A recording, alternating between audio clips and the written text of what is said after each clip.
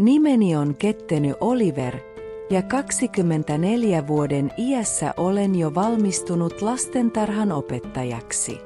Kannan ylpeänä mukanani useita työtehtäviä, jotka olen saavuttanut diplomin ansiosta. Olen päiväkodin opettaja, lastenhoitaja päiväkodissa ja opetan myös erityislapsille. Into lapsia kohtaan on se, mikä minut ajaa eteenpäin, pyrkien aina vaikuttamaan heidän elämäänsä positiivisesti.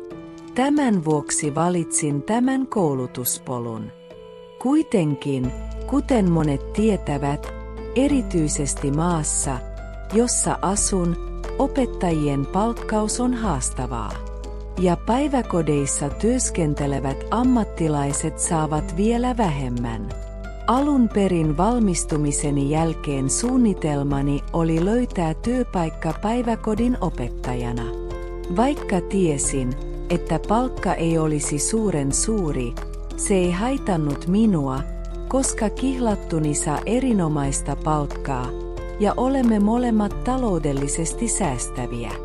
Tämä järjestely on yhteinen päätös, ilman taloudellista hyväksikäyttöä. Valmistuttuani seuraava askel olisi etsiä työtä päiväkodin opettajana. Kuitenkin etsiessäni töitä rikas perhe tarjosi minulle ainutlaatuisen mahdollisuuden olla lastenhoitaja heidän 2 lapselleen, vauvalle ja pienelle lapselle. Puhuessani rikkauksista, tarkoitan todella rikkaita. Tarjottu palkka ylitti huomattavasti sen, mitä olisin voinut saada opettajana.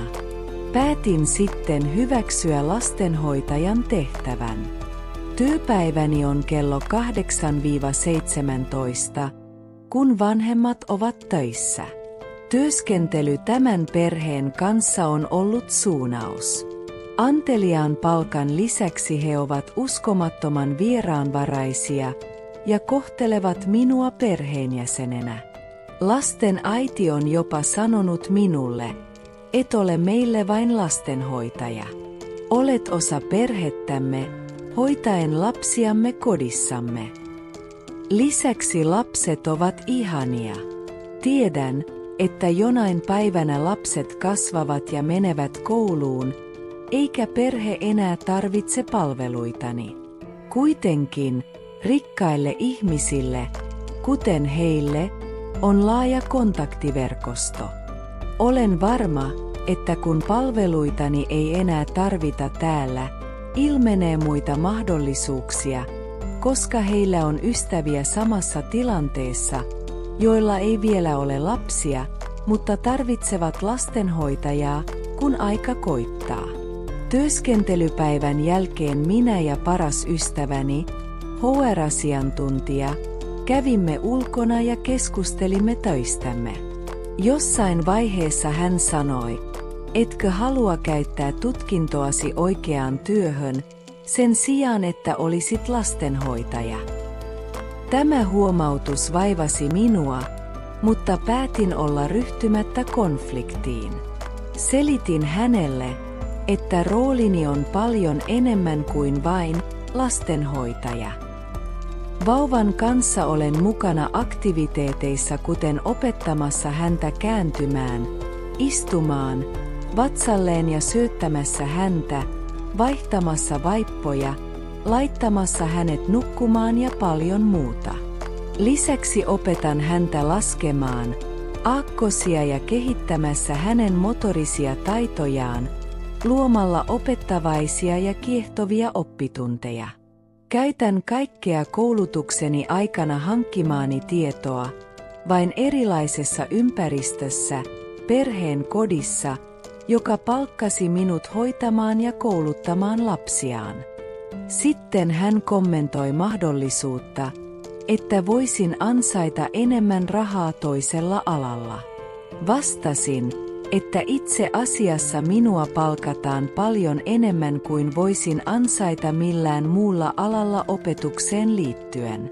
Kun hän kysyy, kuinka paljon ansaitsen, koska meillä on läheinen suhde, en välittänyt jakaa tätä tietoa. Kuitenkin, saatuaan selville palkkani, hän näytti selvästi järkyttyneeltä. Kysyin, mikä häntä vaivasi, ja hän vastasi, no, ilmeisesti ansaitset paljon enemmän kuin minä, vaikka et olekaan oikeassa työssä. En koskaan kyseenalaistanut hänen palkkaansa, joten en tiennyt ansaitsevani enemmän. Minulla ei ollut tarkoitusta loukata häntä, vastasin vain hänen kysymykseensä. Huolimatta tästä, minua edelleen vaivaa hänen kommenttinsa työstäni oikeana työnä.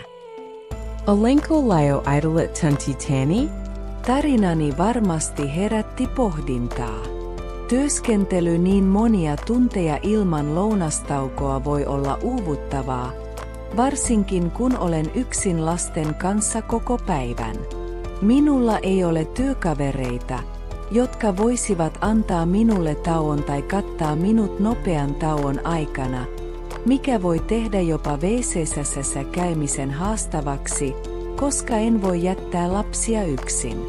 Kuitenkin, minun on tunnustettava, että olen etuoikeutettu saadessani etuuksia kuten sairaus, hammas- ja silmävakuutusta sekä panostaessani eläkevakuutukseeni. Määrättyjen vuosittaisten lomapäivien ja sairausloman lisäksi palkatut vapaapäivät juhlapyhinä ovat jotain, josta olen kiitollinen.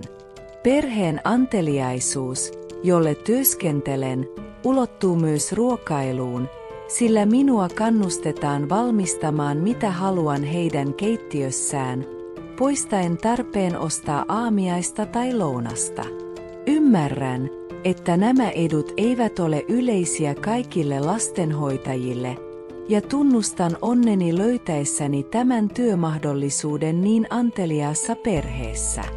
Jätä kommenttisi alle, jotta saan tietää mielipiteesi tarinastani, olenko oikealla tiellä vai en.